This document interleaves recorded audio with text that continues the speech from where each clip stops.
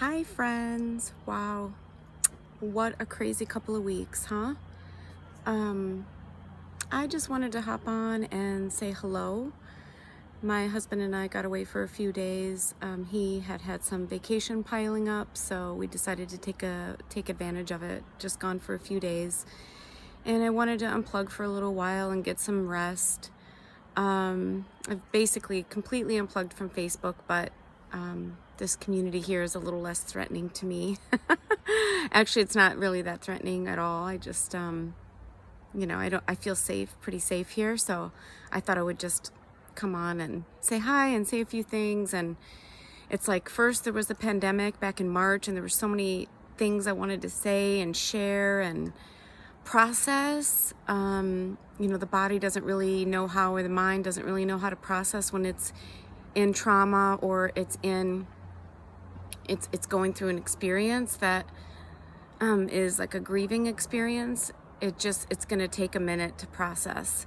And so a lot of times we just react instead of respond, because it just takes, like I said, it takes a minute to really get the response to be formulated and to be articulate. And so usually in these kinds of situations we react. That's kind of how I did with the pandemic. I reacted. I was full of fear the first 2 or 3 weeks, breathing in paper bags because I was so full of fear and anxiety. And I couldn't breathe because I was afraid that I was going to get COVID, or my daughter was going to get COVID because her boyfriend works at a grocery store, whatever the case was, right?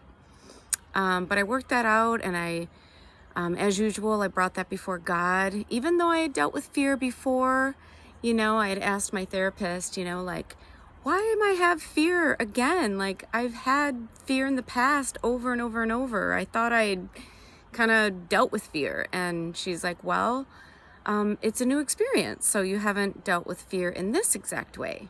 Well, duh. I guess that's a shout out to all therapists, right? Super helpful little shift there. So I had to look at fear in a different way, that I had never really experienced it in a pandemic. So of course it reappeared, right?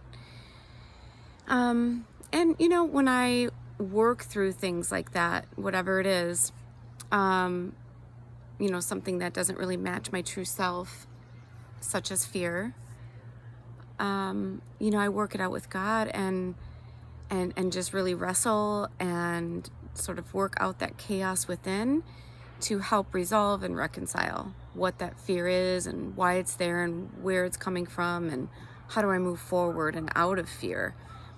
And a lot of people during that time had said that, well, you can't trust God if you have fear, or just trust God and you won't have fear. And I just don't see things like that. I actually see, when we suffer and when we experience things that we weren't created for, like fear, then I think working it out in a real, tangible human experience with God actually makes us and helps us trust God more and gives us more faith. But I don't like skipping the steps, if you feel me. So anyway, I say all that to say, we go from that experience to what has now been 2 weeks since we lost George Floyd, even though it feels like 2 days.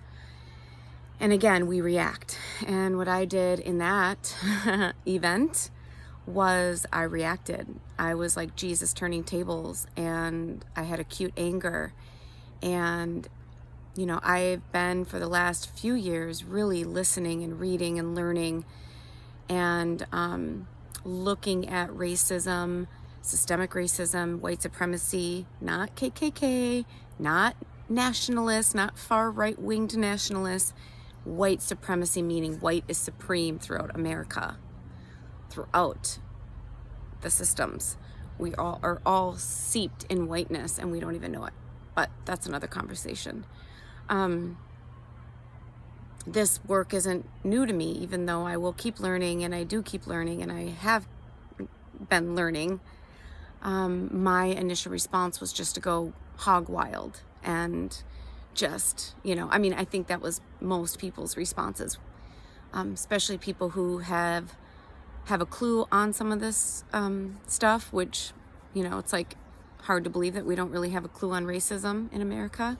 But we really went crazy. We posted nonstop. We just really wanted to get our points across, and we really wanted to get the message that Black Lives Matter out to our friends and family who don't understand, who can't even say the words, which is another whole situation. But that I reacted, and I haven't had time to kind of respond, and just, it's been exhausting, right? For me as a white person, clearly I'm speaking to my white community here. I wanted to hop on and talk about how do we respond. That's what I'm here for right now. So there are 3 different categories that are general, but if you want to know how to respond, it's going to be based on where you're at. So where you're at internally, in your mind and your emotions, and basically what you know. So the first section is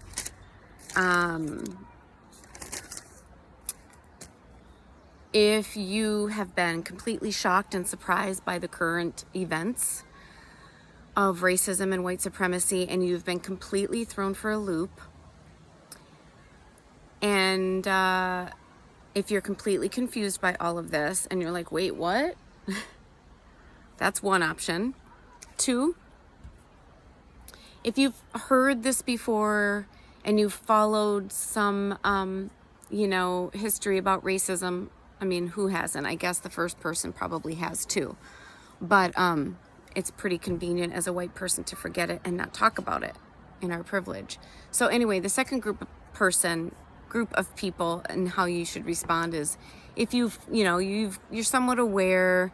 The first person, remember, has no awareness. The second person, except for maybe the past that they've conveniently just kind of ignored in their privilege. Second person, sorry, kind of rambly, hard to get organized here. If you've heard of it, heard about it before, you're very, you know about the history, you're very well aware of it now, not just in history. You have a pretty good awareness of white supremacy and racism in our country and in our system. So you weren't completely shocked by what happened 2 weeks ago. You've learned here and there, you've listened here and there, but you've basically kept on your way. You haven't really taken the time to read any books. You haven't really taken the time to listen to any Black folks, follow any accounts, support Black businesses. You're not really on your way to be an ally. You're just sort of like have an awareness, but in your privilege, just kind of like, not my problem, but I'm aware of it kind of thing. But you don't also know that much either, but you could know more, right? The third person, if you're still with me, is the person that is not shocked at all. They're not surprised, unfortunately. You've already been listening. You've already been learning. You've already been active in your community as an ally. And your goal is to bring down a white supremacy America, a racist America, and a system. You're also aware, not only in America, of racism and white supremacy, but you're aware of racism within yourself, right? Which is the absolute hardest one to look at. And looking at that within yourself is what's going to bring me into how do we respond. So I think the way that we respond, regardless of where we're at, all 3 of these is going to look a little bit different, but they're all going to kind of have the same theme. If you are the first person, I ask you and suggest that the most important question you could be asking is, if I can't say that Black Lives Matter, and if I am pushing it away and I'm resisting what is happening around me, I think that is an indicator that it's important to ask yourself the question, why? Why is it that you can't say Black Lives Matter? What is it that bothers you about Black lives mattering? Or if you really do think that they matter, then why aren't you asking yourself these questions? Why aren't you looking at history of our country? What are you denying? What is it within yourself? What is the belief that you're holding for yourself? Like, what is the belief behind what you're resisting. So, for instance, there have been a few race cards played by some people that I know, family or friends. One of the race cards was, well, black people have a chip on their shoulder. There's a belief holding that up. Is your belief that you think that black people should be over it? Is your belief that we should move on and black people shouldn't be hurt? Is your belief that racism and white supremacy is a thing of the past? And that's why you think they have a chip on their shoulder and that they shouldn't? So that's just an example of like, if that's happening, don't just settle for like not knowing the answer to, well, they just have a chip on their shoulder. We have got to dig deeper than that. Any kind of chaos that you feel, or anything that just sits there that doesn't really feel right or aligned in your truest self or truest loving self, like that person has a chip on their shoulder, that is good insight for yourself. And that is something that you should be wondering about, because someone with love, not that that person is void of love, but love does not do that. Love does not settle into that. Love asks those questions about this chip on their shoulder. So that is the first thing that group of people should do, is they should be asking themselves why they're resisting, and have they looked at American history in a real way and looked at the systems that hold up white folks more than it holds up black folks. The second group of people are the people that are like, in the most simplest terms, semi-woke, but not really woke at all. They're aware, they know it's there. I feel like this was me 3 years ago. I knew that it existed, but I looked at Black Lives Matter and sort of like thought it was overboard, or thought, some people are overreacting, right? Those are those icky, honest things that I had to get real within myself. And it was not fun, but it was crucial that I pushed through those questions and looked at those ugly parts of myself, because that is how and what brought me to today. But first, the second group of people, I would suggest that you dig deeper. I would suggest that you also listen and learn, but find out what's missing for you. Are there certain things that you have questions about? For instance, one of the first things that was brought to my attention that spurred on my work was, I was told by a black woman at my church that white women take up too much space. And she told me and a few other white women this in a meeting. And I was crushed. My white feelings were so hurt. And for a short period of time, my white feelings mattered more than her life, because guess what? I ignored it for a while. And I thought that she was crazy for saying that. But then, ever so slightly, the Holy Spirit was like, if she's saying that, you need to wonder if there's any truth to that, Gina. You cannot ignore that.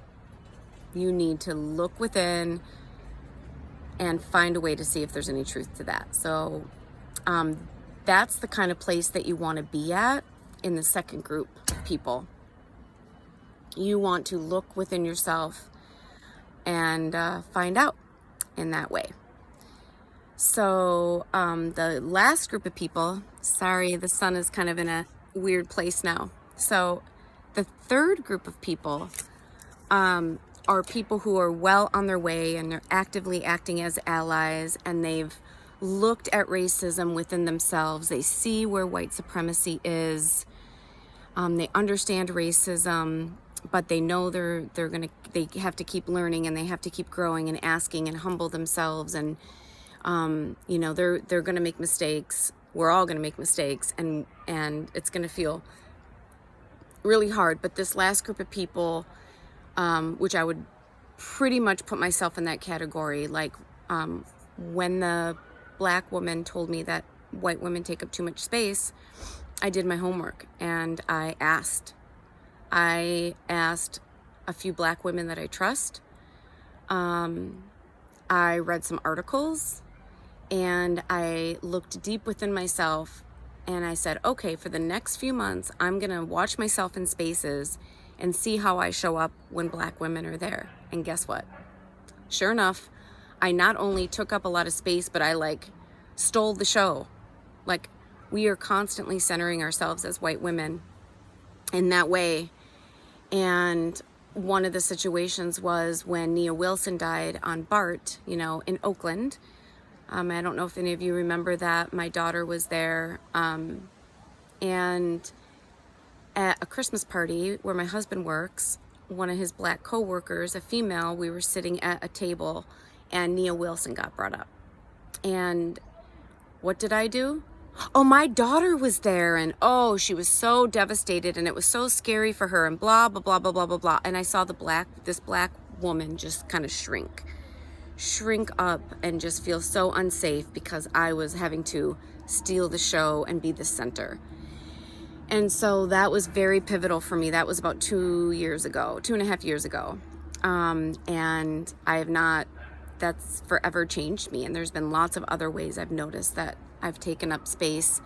And now, you know, because I'm so aware of it, now I don't shrink back, but now that I know it's true, I found out it was true, now I honor it and I don't do it. I'm not perfect, but I don't do it.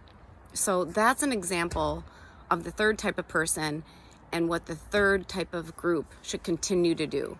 Continue to look for new ways to be an ally, continue to keep speaking up and supporting Black lives, but find where your gift is in how you show up, because everyone's got different ways that they can show up and everyone's got different gifts that they can present. So focus on what you can do. Don't worry if it doesn't look like how someone else is, you know, being an ally. Focus on your gifts, focus what you can do, and keep going. And I hope this made sense, and I hope that you find this helpful. And yeah, let me know if I can help in any way, and I'm here.